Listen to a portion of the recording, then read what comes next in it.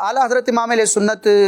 کا چونکہ گھرانہ ہی علمی تھا، آپ کے والد گرامی آپ کے دادا جان خود مفتی تھے، اور جیسے ہی آپ نے ہوش سنبھالا بلکہ آنکھ کھلی تو آپ نے دینی ماحول اور دینی مزاج ہی دیکھا، اور فیضان قرآن سے ہی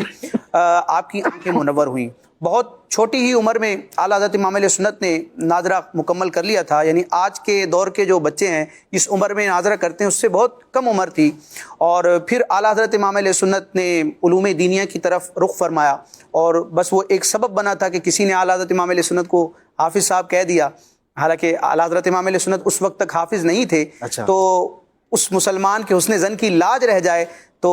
اس لیے اعلیٰ حضرت امام علیہ سنت نے یہ نیت فرمائی، اور ایک مہینے کے مختصر سے پیریڈ میں، ایک مہینے سے مراد بھی ہے کہ مہینے کے 30 دن اور اس میں کچھ لمحے کچھ منٹ جو ہے آپ قرآن مجید کی تلاوت کیا کرتے تھے، اس کا مطالعہ فرماتے تھے، اور اللہ تعالیٰ کے عطا کردہ خداداد غیر معمولی حافظے کے ذریعے اللہ تبارک و تعالیٰ نے آپ کو قرآن پاک حفظ کرنے کی سعادت عطا فرمائی، تو آپ حافظ قرآن بھی تھے۔ یہاں پر آپ کی محبت قرآن کے ساتھ ساتھ ذہانت بھی سمجھ میں آتی ہے، اللہ نے آپ کو ذہانت کیسے عطا کی؟ اور جو آپ نے ابتدا میں بات کی کہ کس ایج میں آپ نے قرآن پاک پڑھنا شروع کیا یا قرآن پاک پڑھا، تو